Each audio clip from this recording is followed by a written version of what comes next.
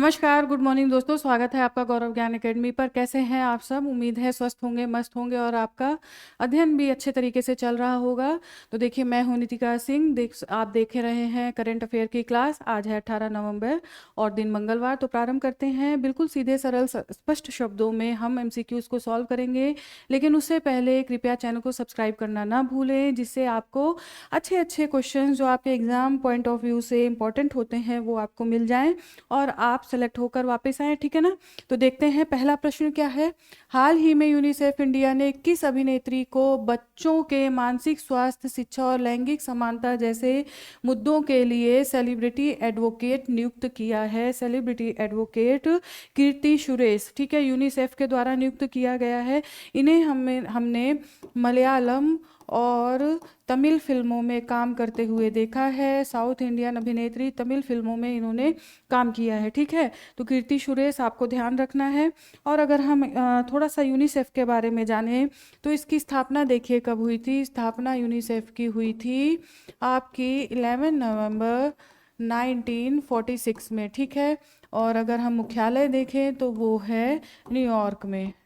New York में देखिए, ये वाला जो क्वेश्चन होता है ना, यूनिसेफ की स्थापना, ये आपका एसएससी के एग्जाम में पूछा जा चुका है। एसएससी के एग्जाम में पूछा जा चुका है 2020 में, 2020 में CHSL। ठीक है, इसमें पूछा जा चुका है, तो आपके लिए इंपॉर्टेंट हो जाता है। ये सब चीज़ें ध्यान रखने वाली होती हैं। और इसकी जो स्थापना हुई थी वो हुई थी संयुक्त राष्ट्र, ठीक है, संयुक्त राष्ट्र अंतर्राष्ट्रीय बाल आपातकालीन कोष के रूप में। ठीक है, बाल आपातकालीन कोष के रूप में स्थापना की गई थी।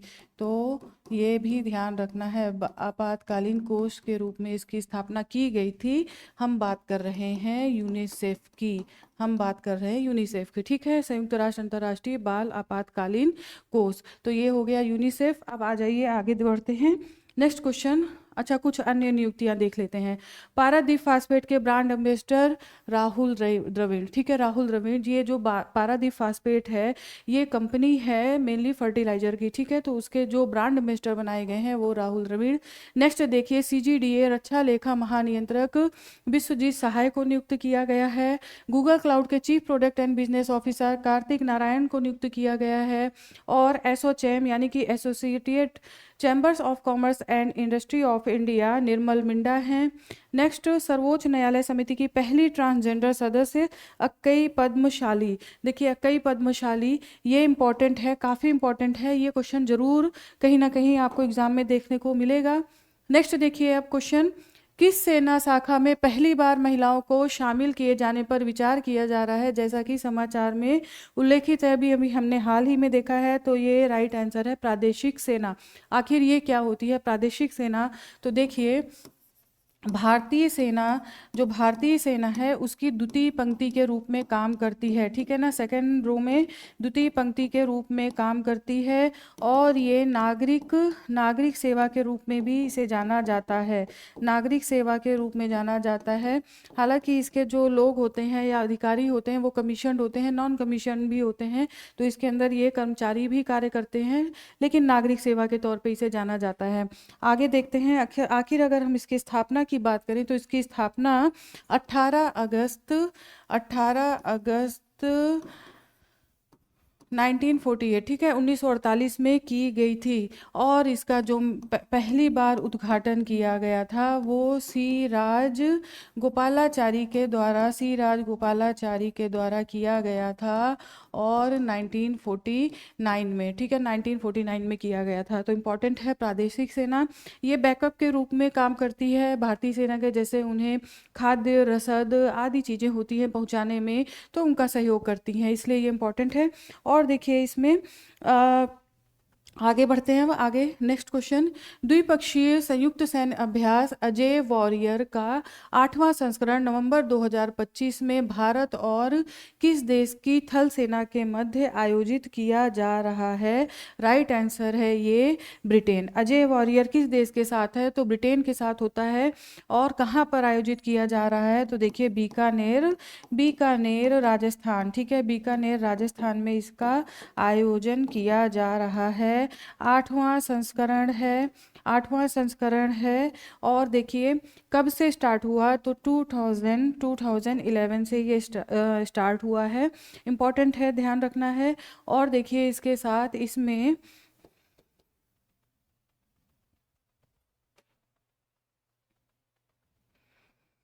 इसमें इस बार सिख रेजिमेंट के द्वारा भाग लिया गया है। सिख रेजिमेंट के द्वारा भाग लिया गया है। और पूरे 14 दिन ये अभ्यास चलेगा। आतंकवादी रोधी अभियानों को लेकर के, आतंकवादी रोधी अभियानों को पर इसमें सहयोग किया जाएगा। और देखिए ये मेनली अर्ध शहरी क्षेत्रों के लिए, ठीक है, अर्ध शहरी क्षेत्रों के लिए यहाँ पर बात की गई है। आ जाइए अब आगे कुछ अन्य सैन्य अभ्यास भी देख लेते हैं जो इम्पोर्टेंट होते हैं आपके एग्जाम्स के लिए। अब देखिए अगर हम यूएसए के साथ बात करें तो इसमें दो हैं, युद्ध अभ्यास और वज्र प्रहार, ठीक है, दोनों याद रखिए। बांग्लादेश से संप्रीति, फ्रांस से देखें तो शक्ति अभ्यास गरुण और वरुण, याद रखिए। इंडोनेशिया गरुण शक्ति, ये एक साथ है। गरुण अगर केवल पूछा जाएगा तो वो आपका हो जाता है फ्रांस से, और गरुड़ शक्ति अगर पूछा जाता है तो वो हो जाता है आपका इंडोनेशिया से। और केवल अगर शक्ति, देखिए ये बड़ा कंफ्यूजन है, केवल अगर शक्ति अभ्यास पूछा जाएगा तो वो भी फ्रांस से हो जाएगा, ठीक है। नेक्स्ट देखिए मैत्री अभ्यास, ये थाईलैंड के साथ होता है। आगे देखते हैं मंगोलिया नोर्मैडिक एलिफेंट अभ्यास, जापान धर्म संरक्षक अभ्यास, इंपॉर्टेंट है। चीन हैंड इन हैंड अभ्यास या हाथों में हाथ। नेक्स्ट देखिए ओमान के साथ अल नजा Naseem alba eastern bridge, eastern bridge अक्सर एग्जाम में पूछा जाता है।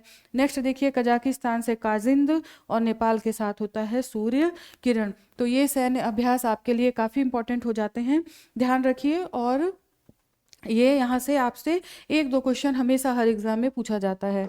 आ जाइए आगे बढ़ते हैं। हाल ही में जारी जानकारी के अनुसार चंद्रयान-4 मिशन का प्रक्षेपण किस वर्ष निर्धारित किया गया है? राइट आंसर है 2028 ठीक है, आपको ध्यान रखना है 2028। और जो इसरो के अध्यक्ष हैं उनका नाम है वी नारायण।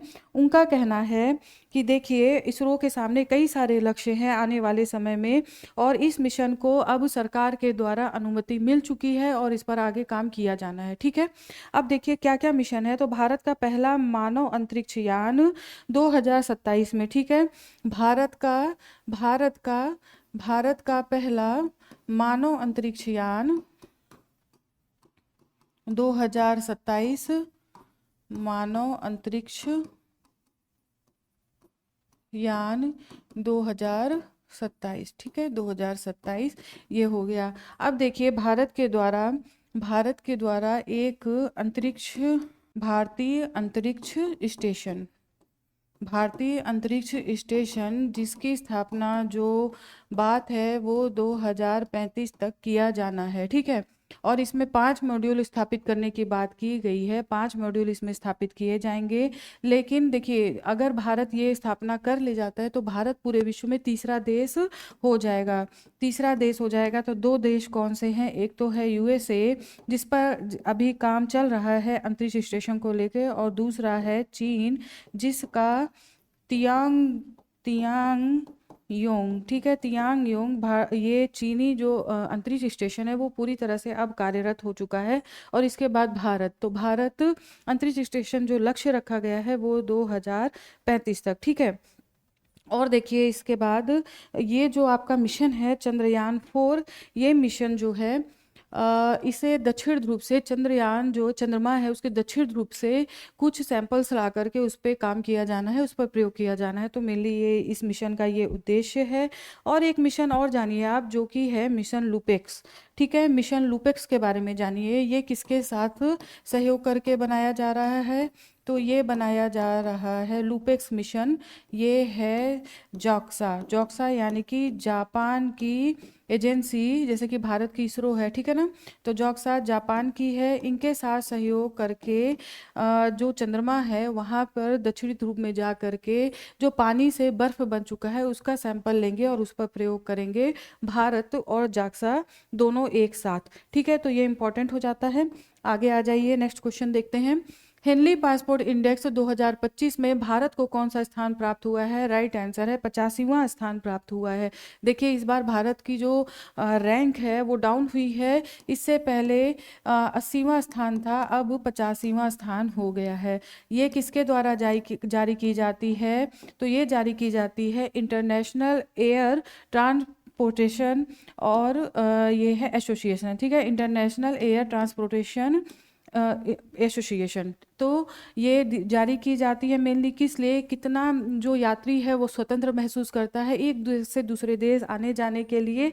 तो इसमें मेनली ये बात की जाती है। टोटल अगर हम बात की जाए हम तो यहाँ पर 199 पासपोर्ट के आधार पर ये रैंक जारी की जाती है। अगर हम फर्स्ट पोजीशन की बात करें तो वो है सिंगापुर, ठीक है, वो है सिंगापुर फर्स्ट पोजीशन, जिसके लोगों को, यहाँ के नागरिकों को 193 देशों में आवाजाही की छूट है, ठीक है, यानी कि वो वीज़ा फ्री या वीज़ा ऑन अराइवल, ठीक है, वीज़ा फ्री या वीज़ा ऑन अराइवल के आधार पर आराम से एक देश से दूसरे देश जा सकते हैं। लेकिन अगर भारत की बात की जाए तो भारत के पास ये सुविधा 57 देशों के पास, 57 कंट्रीज़ के पास है, यानी कि भारत के नागरिक 57 देशों में वीज़ा फ्री या वीज़ा ऑन अराइवल पर जा सकते हैं। अगर अब हम सेकंड पोजीशन पर बात करें तो कौन से देश हैं? तो यहाँ पर देखिए साउथ कोरिया, ठीक है, दक्षिण कोरिया दूसरे नंबर पर है। तो ये हेनली पासपोर्ट इंडेक्स, ध्यान रखिए यहाँ से भी क्वेश्चन आता है, काफ़ी इंपॉर्टेंट हो जाता है, तो ध्यान रखना है। आगे देखते हैं आगे क्या है। हाल ही में अमेरिका ने लैटिन अमेरिका में नार्को आतंकवादियों को निशाना बनाने के लिए कौन सा ऑपरेशन शुरू किया है? राइट आंसर है operation southern spear. Operation southern spear देखिए नार्को आतंकवादियों के लिए, और मेनली ये जो काम है ये अमेरिका के दक्षिणी कमान के नेतृत्व में किया जाता है। इसके अलावा इसमें कैरेबियाई देश, साउथ जो अमेरिका महाद्वीप है, मतलब दक्षिण अमेरिका महाद्वीप, वहाँ पर, और उत्तरी अमेरिका महाद्वीप, ये सब टोटल मिलाकर के आपके 32 कंट्रीज हो जाते हैं जहाँ पर ये अभियान चलाया गया है। तो आपसे क्वेश्चन पूछा जा सकता है कि ऑपरेशन सदर्न स्पीयर किसके लिए? तो नार्को आतंकवादियों को निशाना बनाने के लिए, उनको टारगेट करने के लिए इंपॉर्टेंट है, ध्यान रखिए ये क्वेश्चन। आ जाइए नेक्स्ट देखते हैं। भारत 2047 तक हिंद महासागर में कितनी गहराई पर विश्व की सबसे गहरी जलमग्न अनुसंधान प्रयोगशाला बनाने की योजना बना रहा है? राइट आंसर है यहाँ पर 6000 मीटर, ठीक है, 6000 मीटर यानी कि 6 किलोमीटर, आपको ऐसे भी ध्यान रखना है। और ये जो है आपका विजन 2047 के तहत ये काम किया जाएगा आने वाले समय में। नेक्स्ट देखिए, अंबाजी मार्बल जिसे हाल ही में जीआई टैग मिला है मुख्यतः किस राज्य के बनासकाठा जिले में पाया जाता है? राइट आंसर है गुजरात, ठीक है, बनासकाठा आपको पता होगा गुजरात के उत्तर की तरफ पड़ता है। तो ये यहाँ पर मेनली जो अंबाजी मंदिर है उसके नाम पर पड़ा है, अंबाजी मंदिर। ये मार्बल बहुत ही शाइनिंग होती है, इस मार्बल में शाइनिंग बहुत जाता है, एकदम वाइट, ठीक है, वाइट कलर का, बहुत शाइनिंग के साथ। और इसका प्रयोग देखिए 1200 से 1500 साल पहले से किया जाता रहा है। ब्रिटेन हुआ और मतलब पश्चिमी यूरोपीय कंट्री जो है वहाँ पर इसका निर्यात भारत के द्वारा किया जाता है, ठीक। और देखिए इसका मेनली जो यूज़ हुआ है, काफ़ी फेमस मंदिर है, वो है दिलवाड़ा का, ठीक है, दिलवाड़ा का आबू जैन मंदिर, ठीक है, आबू जैन मंदिर, यहाँ पर इसका काफ़ी प्रयोग देखने को मिला है। तो काफ़ी इम्पॉर्टेंट हो जाता है जीआई टैग। और आगे बढ़ते हैं, आगे देखते हैं, इसके बारे में थोड़ा जानते हैं। जीआई टैग के आखिर क्या किस तरह से दिया जाता है, क्या होता है, थोड़ा सा हम लोग यहाँ पर बात करते हैं, इम्पॉर्टेंट हो जाता है क्योंकि। आ जाइए, जीआई टैग एक प्रकार का बौद्धिक संपदा अधिकार आईपीआर है जो किसी विशिष्ट क्षेत्र से जुड़े गुणों वाले उत्पादों की पहचान करता है और उन्हें नकल से बचाता है। जीआई टैग उन लोगों को दिया जाता है, उन वस्तुओं को दिया जाता है ताकि उसकी नकल करके उसका जो दुरुपयोग है उसको रोका जा सके, उसके गलत उपयोग को रोका जा सके, ठीक, पहला पॉइंट हो गया। नेक्स्ट देखिए, ये 10 वर्षों के लिए दिया जाता है, 10 वर्षों के लिए वैध होता है। नवीकरणीय वाणिज्य एवं उद्योग मंत्रालय के अंतर्गत ये दिया किया जाता है। वाणिज्य एवं उद्योग मंत्रालय के अंतर्गत एक विभाग होता है DPIIT, उसके तहत ये काम किया जाता है। नेक्स्ट देखिए, GI टैग एक विशिष्ट ब्रांड पहचान बनाने, बाजार मांग बढ़ाने, स्थानीय उद्योगों व कारीगरों को सहयोग देने में मदद करेगा। इसके देखिए लाभ क्या क्या होते हैं, तो बिल्कुल प्रतिस्पर्धा बढ़ती है मार्केट में और उनका अपना एक लेवल, एक ब्रांड हो जाता है, एक लेबल हो जाता है, और जिसकी वजह से वो फेमस होते हैं अंतर्राष्ट्रीय बाजारों में भी, और स्थानीय तौर पर देखें तो कारीगरों को भी इससे लाभ होता है। ठीक है, GI मान्यता प्रामाणिकता की रक्षा करती है, नकली उत्पादों को बेचने से रोका जाता है, निर्यात प्रतिस्पर्धात्मक रूप में सुधार होता है। यही सारी बातें अभी हमने ऊपर भी की, तो GI टैग ध्यान रखिए।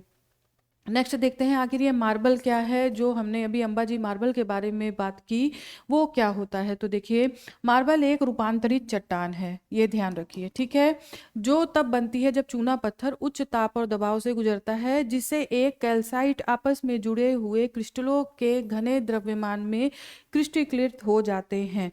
तो देखिए इसको आराम से ऐसे देखिए, रूपांतरित चट्टान है और कैल्साइट का जो एक प्रक्रिया होती है, उसमें दबाव पड़ने पर वहाँ पे क्रिस्टल के तौर पर ये आपको प्राप्त हो जाते हैं। तो बस इतना ध्यान रखिए, यह अधिकतर कैल्साइट से बना होता है। इसमें मिट्टी, अभ्रक, क्वार्ट्ज, पाइराइट और लौह ऑक्साइड या ग्रेफाइट शामिल हो सकते हैं। तो ये नहीं है कि केवल इसमें केवल चूना पत्थर ही होता है, नहीं, उसके अलावा बहुत सारे इसमें खनिज हैं, तो आप देख सकते हैं। और संगमरमर का रंग कायांतरण के कारण उपस्थित छोटी अशुद्धियों से आता है। तो आपको ये ध्यान रखना है, मार्बल आखिर होता क्या है। नेक्स्ट देखिए, भारत में राष्ट्रीय प्रेस दिवस हर वर्ष किस दिन मनाया जाता है। राइट आंसर है 16 नवंबर। 16 नवंबर को मनाया जाता है। और क्यों मनाया जाता है, तो देखिए, प्रेस परिषद ऑफ इंडिया की स्थापना की गई थी। प्रेस परिषद ऑफ इंडिया जो कि 1966 में, ठीक है, प्रेस परिषद ऑफ इंडिया की स्थापना 1966 में की गई थी। 1966 में की गई थी, 16 नवंबर। ठीक है, 16 नवंबर में ही, तो इसकी वजह से प्रेस दिवस हर साल 16 नवंबर को मनाया जाता है। क्वेश्चन पूछा जा चुका है और आने की फिर भी संभावना है, ध्यान रखिए। आगे बढ़ते हैं। यूक्रेन ने हाल ही में प्रमुख भ्रष्टाचार योजना का पर्दाफाश करने के लिए कौन सा ऑपरेशन शुरू किया है। राइट आंसर है यहाँ पर ऑपरेशन मिडास। ठीक है, यूक्रेन के द्वारा क्यों किया गया ये ऑपरेशन मिडास, नाम क्यों रखा गया है। देखिए, यहाँ पर एक परमाणु कंपनी है, सरकारी परमाणु कंपनी, जिसका नाम है एनर्जो एटम। ठीक है, एनर्जो एटम, तो वहां पर भ्रष्टाचार देखने को मिला, जिसके लिए ऑपरेशन मिडास चलाया गया है। ठीक है, यूक्रेन, ध्यान रखिए। आ जाइए, 56वां भारतीय अंतर्राष्ट्रीय फिल्म महोत्सव वर्ष 2025 में कहाँ आयोजित किया जाएगा। राइट आंसर है गोवा। तो ये इंपॉर्टेंट हो जाता है। देखिए, यहाँ पर जो भागीदार देश है वो आपका स्पेन है, क्योंकि कई बार क्वेश्चन पूछा जाता है। भागीदार देश वो स्पेन है। ठीक है, और अगर हम बात करें फोकस कंट्री की, फोकस देश की, तो वो आपका जापान है। फोकस देश की बात करें तो वो जापान है। यहाँ पर देखिए, 240 से अधिक मूवीज़ का प्रदर्शन किया जाएगा। तो आगे देखते हैं, और इसका जो आयोजन है वो 20 नवंबर से 28 नवंबर के बीच होगा गोवा में। नेक्स्ट देखिए, हाल ही में जम्मू और कश्मीर बैंक का अंशकालिक अंतरिम अध्यक्ष किसे नियुक्त किया गया है। राइट आंसर है S कृष्णन को, इम्पॉर्टेंट है।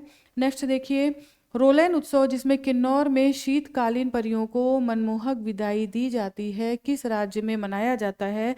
राइट आंसर है हिमाचल प्रदेश। देखिए, कांगड़ा में विशेष रूप से ये मनाया जाता है। और नकाबपोश तरीके से, देखिए आपको दिख रहा होगा चेहरा ढका हुआ, तो नकाबपोश तरीके से इसमें डांस और प्रदर्शन, नाटक किए जाते हैं। और इनका ये मानना है कि ये जो रोलैन उत्सव है, ये जो इसमें जो ये बात की जा रही है परियों की, ठीक है, परियों की मनमोहक विदाई, तो इसमें ठंडियों में इनकी किसानों की रक्षा करती है ये परी। तो ये इस वजह से मनाया जाता है, इंपॉर्टेंट है ये उत्सव। एकात न एकात ऐसे क्वेश्चन जरूर एग्जाम में आपको देखने को मिलेंगे, तो ध्यान रखना है। आ जाइए, नेक्स्ट एंड लास्ट, हाल ही में जनरेशन जेड द्वारा किए गए बड़े विरोध प्रदर्शनों की खबर किस देश से सामने आई है? राइट आंसर है यहाँ पर मैक्सिको। देखिए जेन जेड आंदोलन ये नेपाल से हमें देखने को मिला, उसके बाद लगभग लगभग सारे महाद्वीपों में हमें देखने को मिल गया। अब देखिए मैक्सिको में भी जो ये मेनली भ्रष्टाचार भ्रष्टाचार को ही देखने को मिल रहा है, भ्रष्टाचार का आरोप यहाँ पर लगाया जा रहा है। तो इस तरह से देखिए मेक्सिको ध्यान रखना है। तो चलिए ज्ञानवीरों, कल फिर आपके सामने कुछ नए अपडेट्स के साथ उपस्थित होती हूँ। तब तक पढ़ते रहिए, स्वस्थ रहिए, मस्त रहिए। धन्यवाद। आपका दिन शुभ हो।